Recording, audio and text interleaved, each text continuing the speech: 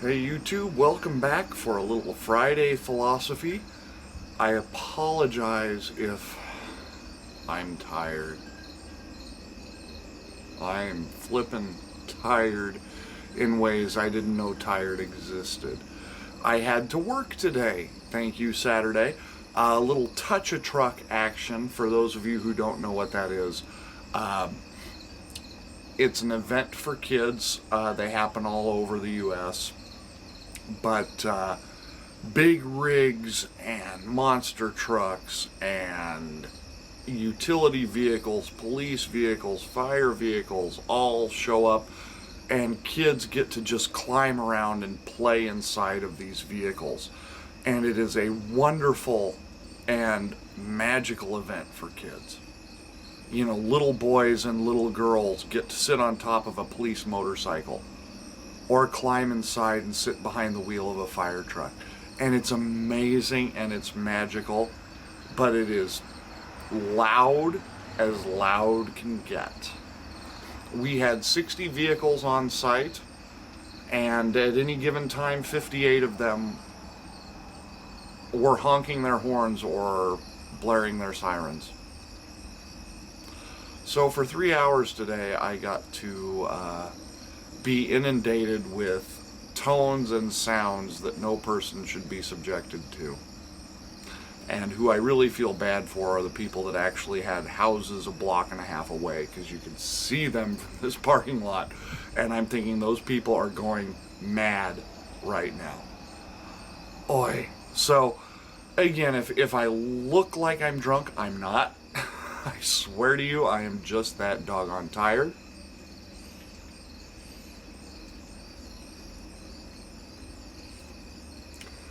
But I did not do a Friday philosophy last week because of Labor Day weekend, so I am hell-bent to get her done this weekend. Sorry for punishing you with this, but let's get on to what it is. I was asked one question by two different people this week. First question was, how can you drink Scotch?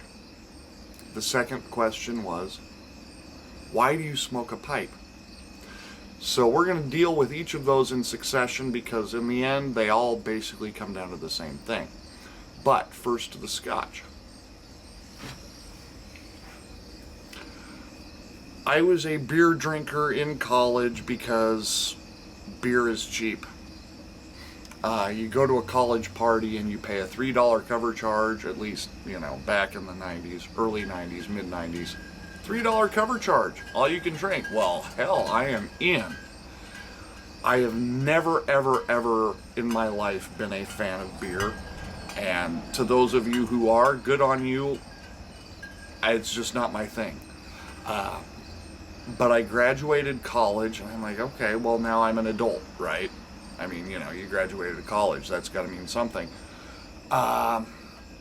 So I tried whiskey sours, I tried 7 and 7, I tried Canadian Club and 7, I tried every mixed drink under the planet.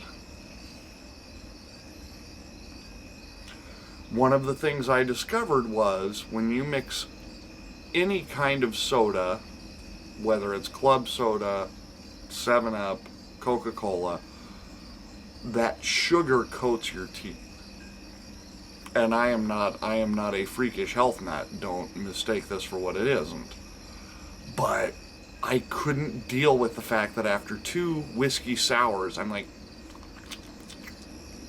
and I'm trying to get the sugar off of my teeth. And I was hanging out with my former college professor, Eric, one of my mentors. If you've seen my anger video, he's referenced in there. He says, why don't you try a Scotch? Okay, I mean, like, I'm 22, what the hell do I know? Yeah, I'll have a Scotch. Turns out, it actually suited me pretty doggone well. I enjoyed the very first Scotch that I had, and I was like, okay, I got my drink. Next question. You know, everybody says, oh, Scotch. Oh, yeah, Scotch. That's an acquired taste. I'm a fast learner, I guess. Scotch is up. Little John bar blended Scotch here with a few drops of water. So anyway, I took to Scotch right away. And I don't think that was by accident. Again, I don't like drinks that have carbonation in them. And I've already stated, not a fan of beer. So that narrows the field pretty quickly. Now, I've tried bourbons, I've tried Irish whiskeys. They're okay, I don't mind them on occasion. But Scotch is my go-to if I just want to have a drink or two and relax. On to, why do you smoke a pipe? Well, because I do. And I damn enjoy it. Is that enough? Okay, you need more. All right.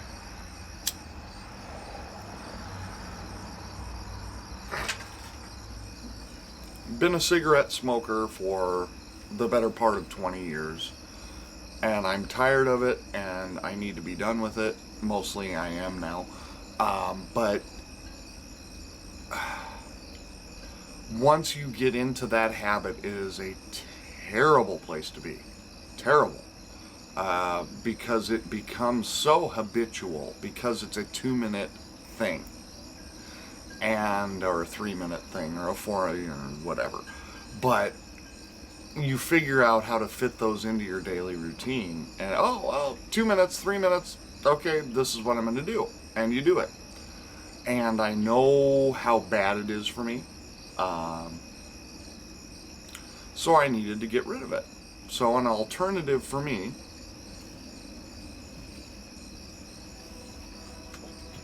was to take a chance and try pipe smoking.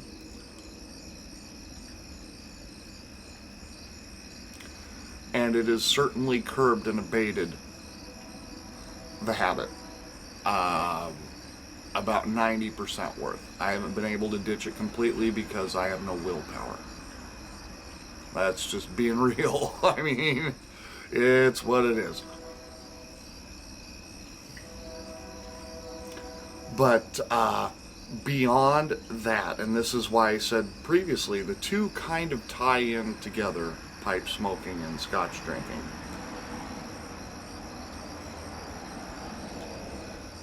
I think, in part, what this all comes down to is, one, me as an individual, as me being quirky, as me being me, is I want to do things differently than most people do them. And if you poll a group of 40-year-olds, the number of them that drink Scotch and or smoke a pipe is pretty minuscule. And the ones that do both, I'm guessing you can narrow down to 1 in 10,000. Something like that. That's just a guess. Nevertheless, I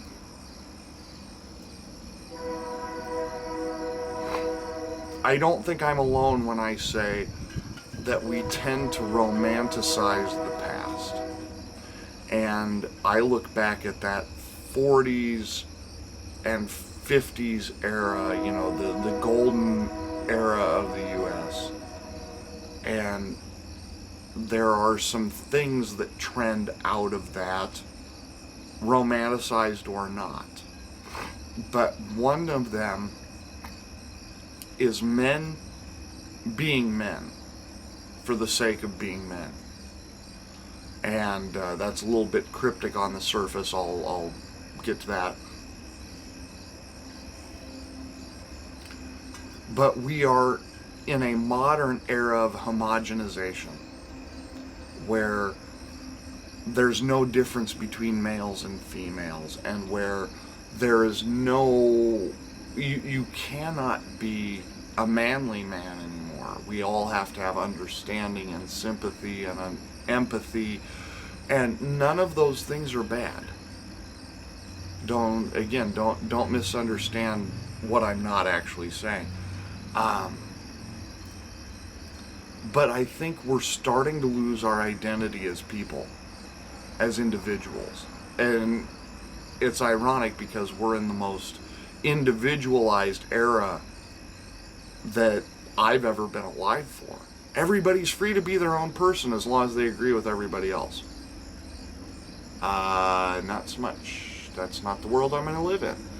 So I think I gravitate towards old culture, antique culture, and that's not fair either. But I tend to gravitate towards the things from the 40s and 50s where the war heroes in particular could do whatever they wanted, as it were, because they just fought a war and won.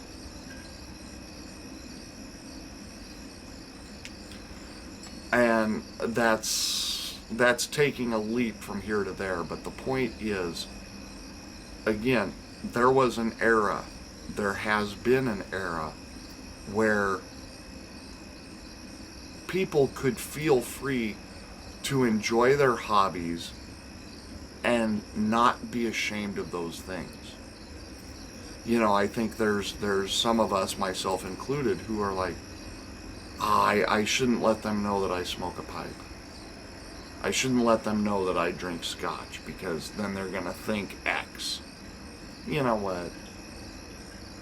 We need to get over ourselves. But furthermore, we need to get over this modern idea that we're all supposed to be perfect and do the right thing all the time. I do the right things that I need to do when I'm in the office. I volunteer. I help people whenever I have the chance. But when I'm sitting on the patio and when I'm talking to you guys, I'm going to be me. And I'm going to be unapologetic for it. And I think we've lost, maybe that's where I'm going with all of this, is the fact that why should we have to apologize for the or for the things we aren't? Well, that's not what I expected. Well, then your expectations were too high, I guess. I don't know. I mean, where do we stop with this? Again, the homogenization, and I like that word as it relates to our modern society. Yeah, you do you until it interferes with me. Then you can't be you anymore. You have to be more like me. No. This is me. I'm doing me. And so I think, you know, if anything comes out of my Friday Philosophy videos, for those of you who followed for a while, you guys know more about me than a lot of my friends do, because I still tend to fall into that homogenization trap. And that may make me weak-willed, it may make me, it's what it is. It is. I'm working on getting better at it, but again, I think we're in a world where we feel like we have to apologize for the things we do. Oh, you don't like that? I'm sorry. No. You don't like it? Get over it. Get over this constant state of being offended. So, I'm getting a little off track here. But I think the point is very valid. We have to stop worrying as a people about offending other people. Because you know what?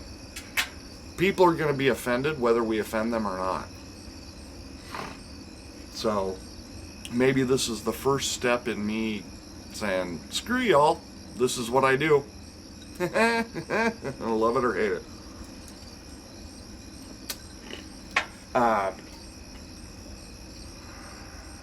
So why do I smoke a pipe and why do I drink a Scotch? Because I enjoy both of those things. Because I find pipe smoking to be particularly meditative. Because a nice Scotch is worth every penny that you drop into that cash register. And because both of them help me relax and enjoy the things that are happening around me. and they help me enjoy my friends. They help me enjoy you guys. There's nothing better for me than sitting back on a Friday or Saturday night and watching your YouTube videos on my big TV while I'm having a pipe and a scotch. The things that relax us, the things that put us into the right mindset, into a peaceful mindset, help us enjoy the things that we really do love, which are our friends and our family. And if we have to start apologizing for that, then we need to start questioning our friends and our family about their expectations of who we are. You know, why is it that any of us should apologize for the things we do? And I'm not talking about, you know, if you're a heroin addict, okay, well, let's have a chat. But if you are enjoying legal substances to a degree to which they are not interfering with your work performance or your family life, then why is it we feel that we need to apologize or be ashamed of those things? You know, the YTPC community is interesting. It's an interesting psychology study unto itself. The YTPC is as big and as bold as it is on YouTube, largely because I think most of us within this community aren't comfortable doing what we do in public. And how bizarre is that?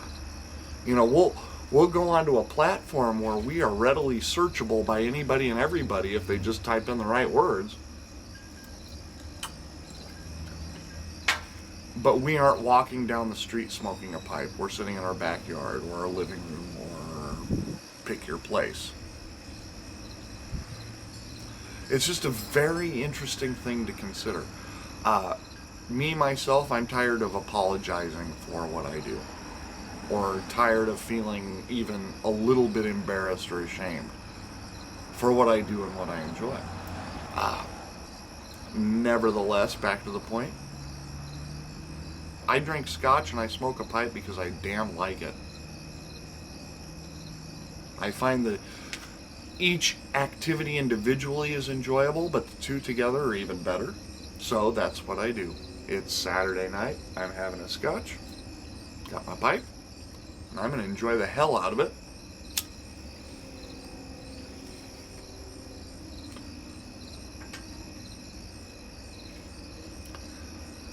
And as many of you already know, smoking a pipe, the artistry of it requires a focus. It induces a meditative state because you are focusing on a single act, and it's relaxing, it's enjoyable, it's pleasurable. Not too different from a good scotch. And even some of the best, purest, motivational speakers, Christian-hearted people in the world will tell you,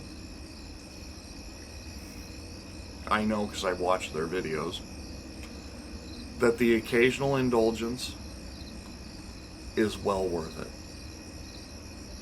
So, here's to all of you out there who are wondering much the same as I am. Why is it we do what we do? Because we want to and we enjoy it. Here's to all of you out there, scotch, bourbon, ice water, iced tea, it does not matter. You do you the way you need to do you, and don't apologize for it anymore. I'm going to try not to. I'm kind of fed up with the world of, why aren't you doing it the way I'm doing it? Because I'm not you, I'm me. This is what I do. So that's 2 weeks worth of Friday philosophy all balled up into one nervous nightmare. Hope y'all enjoyed it. No matter who you are or where you are, we'll talk to you again soon. Take care.